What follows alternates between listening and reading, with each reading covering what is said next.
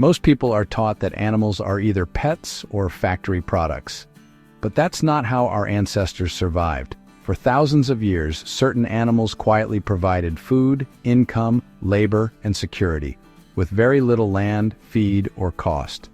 Japanese farmers understood this better than almost anyone. For centuries, they ran small, productive backyard systems that generated reliable monthly returns on less space than the average American backyard. That knowledge wasn't lost because it stopped working. It was buried when modern systems took over. In this video, I'm uncovering 7 forgotten animal systems Japanese farmers used. Systems that still work today, especially if you value self-sufficiency, healthy living, or financial independence. If you believe animals are more than pets, this channel is for you. I share forgotten animal systems like this every week, and subscribing means you won't miss the knowledge most people never learn. Welcome to the Animal and Plant Lost Vault. Let's unlock it.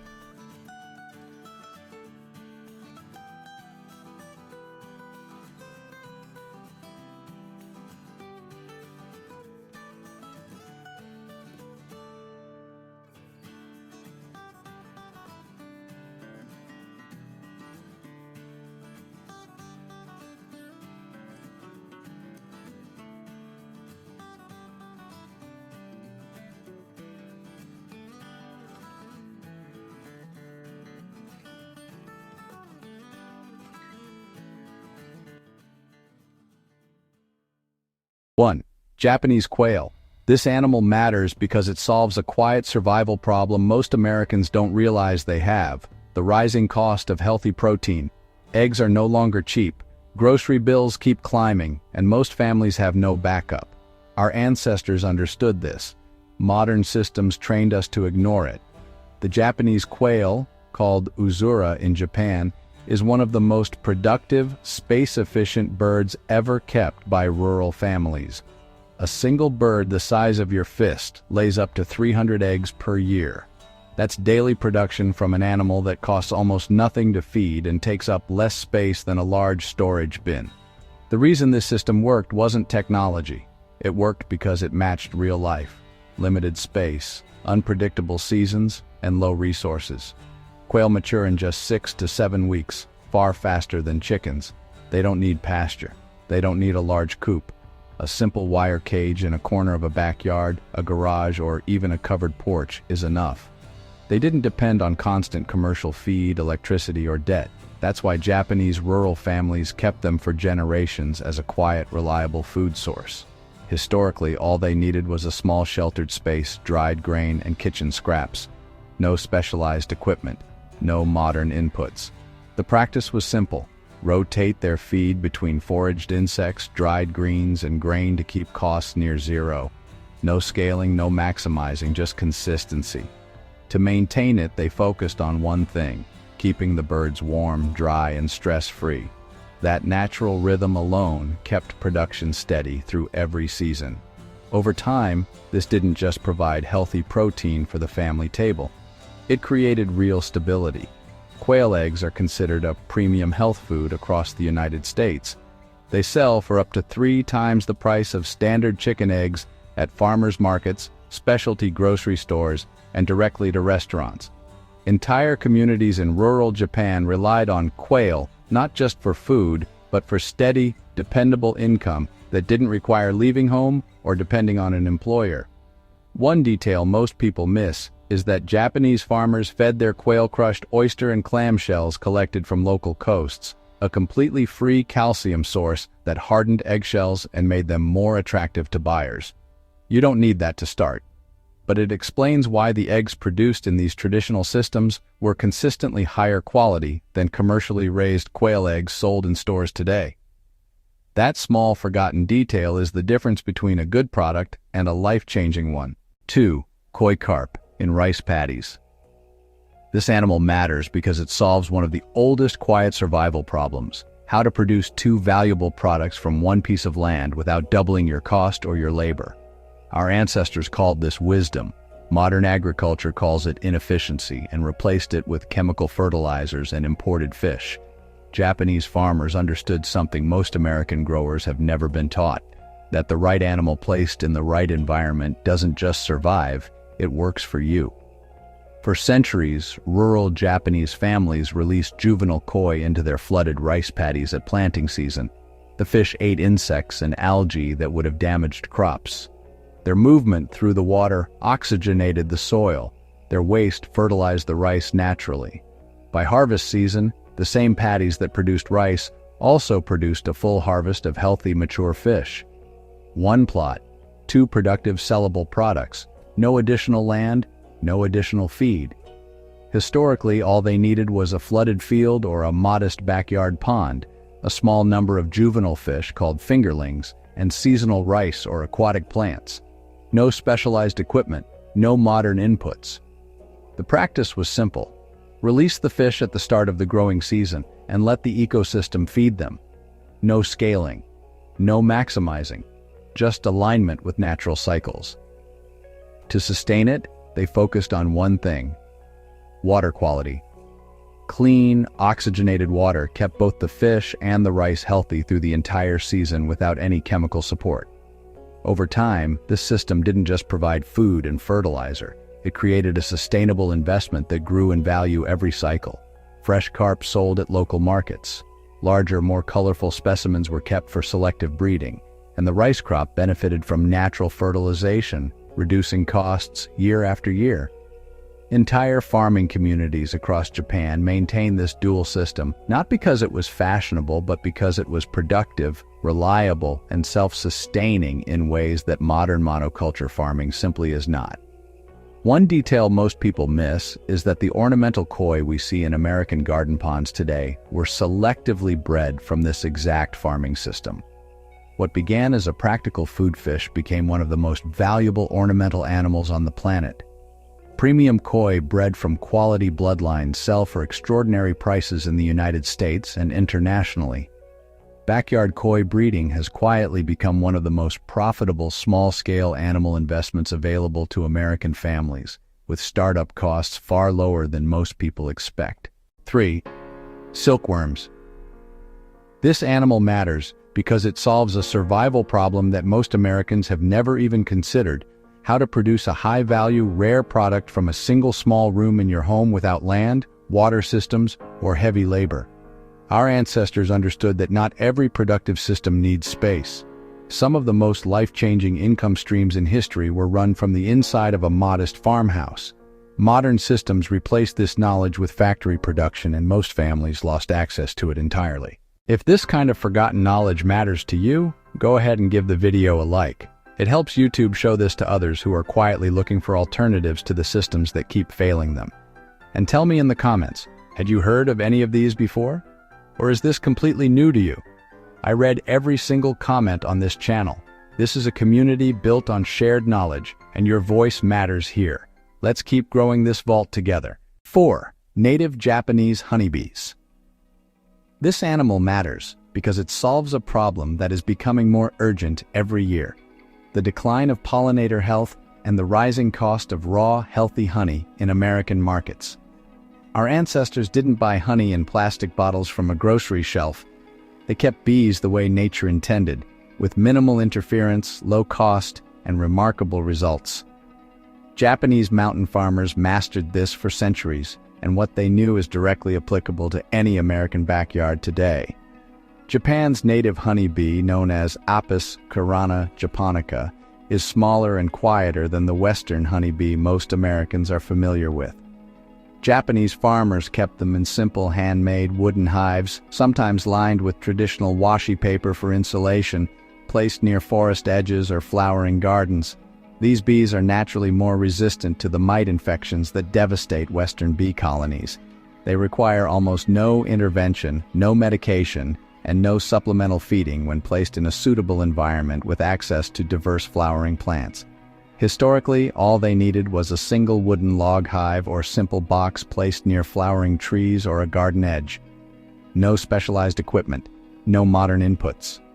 The practice was simple: position the hive in a sheltered, flower-rich location in spring and allow the colony to establish itself naturally.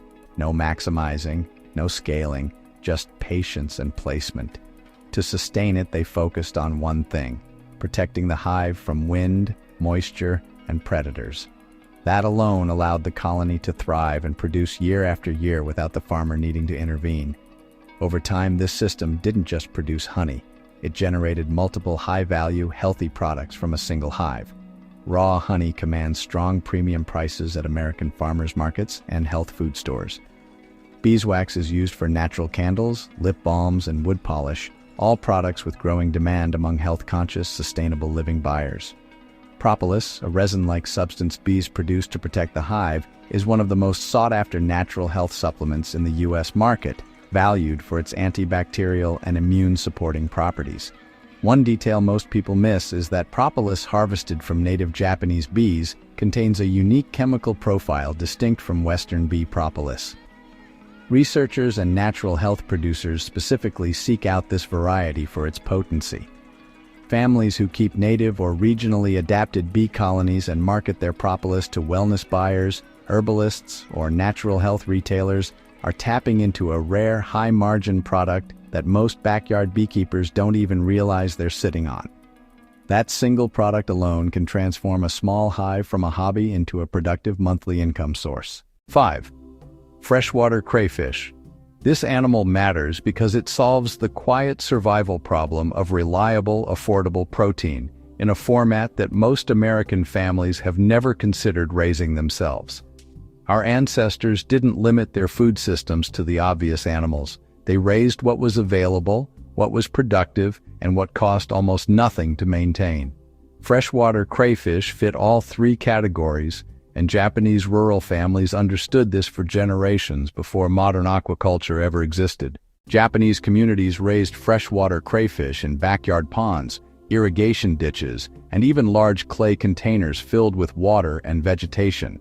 Crayfish reproduce quickly, eat algae, decaying plant matter, and small aquatic organisms, meaning they largely feed themselves when placed in a natural water environment. They require no heating system, no commercial feed, and no complex filtration. A small backyard pond, a large watering trough, or even a stock tank can support a productive crayfish system on any American property. Historically, all they needed was a shallow pond or large water container, old clay pots placed at the bottom for shelter, and natural water vegetation to establish the ecosystem. No specialized equipment, no modern inputs. The practice was simple. Introduce a small breeding group and allow them to establish naturally while maintaining basic water quality. No maximizing, no scaling, just patience. To sustain it, they focused on one thing: giving the crayfish adequate shelter and natural organic matter in the water. That environment alone triggered consistent reproduction without any additional investment. Over time, this didn't just provide a fresh, healthy protein source for the family table. Freshwater crayfish have become increasingly rare in American urban and suburban markets, which means locally farmed crayfish is a premium product that restaurants, specialty food buyers, and direct consumers are actively seeking. Families who establish even a modest backyard crayfish system can supply a consistent, rare product to local markets, creating a steady monthly income stream from an animal most of their neighbors have never thought to raise. One detail most people miss is that the clay pots placed at the bottom of traditional Japanese ponds weren't just decorative. They functioned as protected breeding chambers. Female crayfish carry their eggs and juveniles in sheltered, enclosed spaces. The clay pots mimicked natural rock crevices and dramatically increased reproduction rates with zero additional cost. It is the kind of small, forgotten insight that separates a thriving system from one that slowly declines. The animal didn't change. The knowledge did. This animal matters because it solves one of the most practical, quiet survival problems any backyard farmer faces: how to produce healthy, premium quality meat and eggs from an animal that controls its own feed costs by managing your pest problem at the same time. Our ancestors weren't looking for the most impressive animal. They were looking for the most useful one. And by that measure, the Muscovy duck may be one of the most undervalued animals in the United States today. Though originally from South America, Muscovy ducks were adopted into Japanese rural farming systems specifically because of traits that made them ideal for small, family-managed properties. Unlike standard ducks, Muscovies do not quack. They are nearly silent. making them suitable for suburban backyards, residential properties, and neighborhoods where noise-sensitive ordinances might restrict other poultry. They are also aggressive foragers, eating insects, slugs, beetles, and weeds with enough consistency to dramatically reduce pest pressure across a garden or yard throughout the growing season. Historically, all they needed was a small water basin for bathing, an open yard space, and natural vegetation to forage through. No specialized equipment, no modern inputs. The practice was simple. Allow the ducks to free range through the yard and garden during daylight hours, provide minimal grain supplementation in the evening, and let their natural foraging behavior supply the majority of their nutrition. No maximizing, no scaling, just consistency. To sustain it, they focused on one thing: rotating the areas the ducks grazed so the land recovered between sessions and the forage supply stayed productive. Over time, this system didn't just control pests and reduce feed costs. Muscovy meat is distinct from standard duck in ways that matter to health-conscious American buyers. It is leaner, lower in fat, and richer in protein than conventional duck or even chicken. Chefs and specialty meat buyers pay premium prices for it. Muscovy eggs are larger than chicken eggs and are preferred by bakers for their rich yolk content, a niche but consistent market that rewards families willing to supply them directly to local buyers, bakeries, or farmers markets. One detail most people miss is that Muscovy fat, rendered slowly from trim and skin, was traditionally used in Japanese rural households as a natural topical ointment for dry skin, joint discomfort, and minor irritation. This multi-product approach, meat, eggs, pest control, and rendered fat as a wellness product, made the Muscovy duck one of the most productive animals per square foot of any backyard system. Modern farms rarely mention this, but families that understand the full value of what this animal offers are quietly running one of the most self-sufficient, profitable small-scale systems available today. This animal matters because it solves the problem that quietly kills most small farming systems before they ever become sustainable: the ongoing, compounding cost of commercial feed. Our ancestors didn't buy feed in bags. They built systems where one part of the farm fed another. Japanese farmers mastered this closed-loop approach long before modern agriculture gave it a name, and the families who ran it were among the most self-sufficient, productive, and financially stable in their communities. The system worked like this: kitchen scraps, vegetable peels, fruit rinds, leftover grains, coffee grounds were placed into a simple wooden composting bin. Black soldier fly larvae, which occur naturally across most of the United States, would colonize the bin and convert that organic waste into dense, protein-rich larval biomass within 14 days. Those mature larvae were then harvested and fed directly to a small backyard flock of 4 to 6 hens. The hens produced eggs daily. Their droppings enriched the garden soil. The garden produced food that became kitchen scraps, and the cycle repeated itself continuously with almost no outside input required. Historically, all they needed was a wooden composting bin, daily kitchen scraps from a normal household, and a small flock of laying hens in a modest backyard enclosure. No specialized equipment, no modern inputs.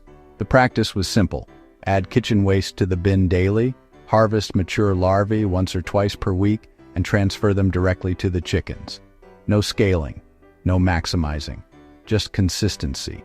To sustain it, they focused on one thing: keeping the larvae bin active and moist enough to maintain the colony through warm months, and sheltered enough to extend productivity into cooler seasons. Over time, this loop system didn't just reduce feed costs. It eliminated them almost entirely during peak production months. Families running this system in the United States today report cutting commercial feed expenses by 40 to 50% or more while maintaining full egg production from their flock. The composting byproduct, a rich dark material left after the larvae finish processing the waste, is one of the most productive natural soil amendments available, reducing or eliminating the need for purchased garden fertilizers and creating a fully self-sufficient, healthy growing environment. One detail most people miss is that this loop system was practiced during Japan's Edo period, centuries before modern waste management infrastructure existed. It wasn't born from necessity alone, it was engineered with intention. Japanese farming communities understood that waste was simply a resource that hadn't found its destination yet. Every household scrap had a role. Every animal in the system served multiple functions. This wasn't primitive thinking. It was systems thinking.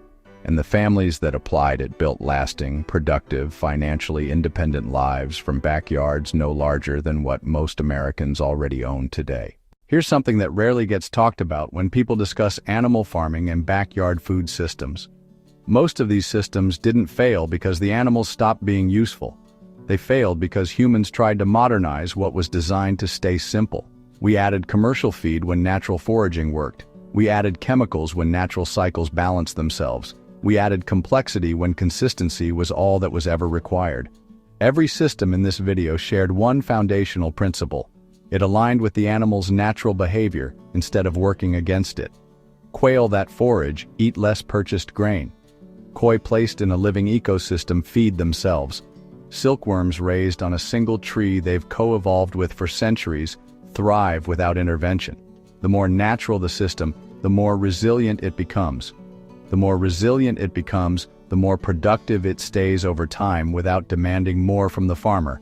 That is not old-fashioned thinking. That is the most advanced, sustainable, life-changing insight any backyard farmer, at any age, on any size property, can carry into the work they do. The ancestors who built these systems weren't working harder than us, they were working in alignment, and that is a distinction worth preserving.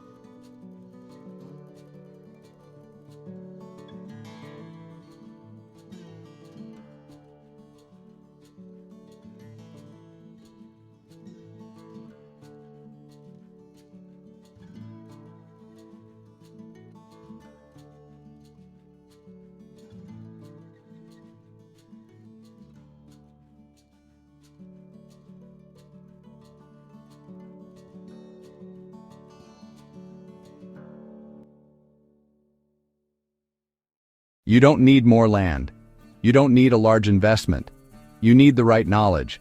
And today, you received 7 places to start. Pick one system from this video that fits your space, your family, and your life. Sit with it. Research it.